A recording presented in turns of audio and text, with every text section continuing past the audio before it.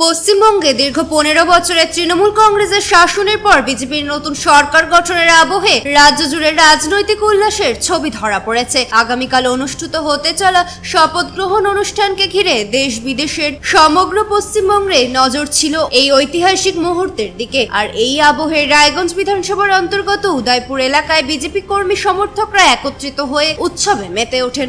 দলীয় পতাকা হাতে ও গেরুয়া আবিরে রাঙিয়ে তারা এলাকায় বাড়ি বাড়ি গিয়ে লাড্ডু বিতরণ করেন। পাশাপাশি আবির খেলায় অংশ নিয়ে নতুন সরকার গঠনের আনন্দ ভাগ করে নেন সাধারণ মানুষের সঙ্গে। এই বিষয়ে বিজেপি নেতা রাজেশ সরকার বলেন, বাংলায় প্রথমবার বিজেপি সরকার গঠিত হয়েছে।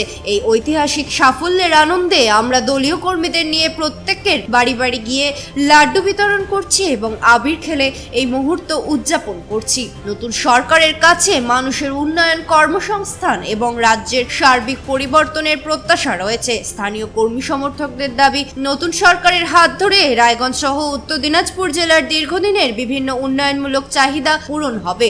নতুন প্রশাসনের কাছে এলাকায় পরিকাঠামো, শিক্ষা ও কর্মসংস্থানের ক্ষেত্রে ইতিবাচক পরিবর্তনের আশায় রয়েছেন সাধারণ মানুষ।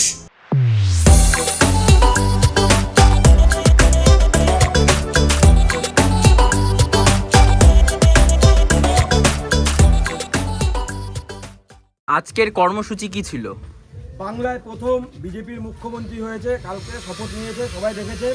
এই খুশিতে বাড়ি বাড়ি আমরা মিষ্টি বিতরণ করলাম এবং সবার হাতে হাত রেখে একসাথে এগিয়ে চলার বার্তা দিলাম, সবাইকে নিয়ে একসাথে চলবো।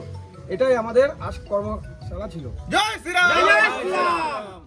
রায়গঞ্জ থেকে রামকৃষ্ণ দাসের রিপোর্ট, কুলিক নিউজ।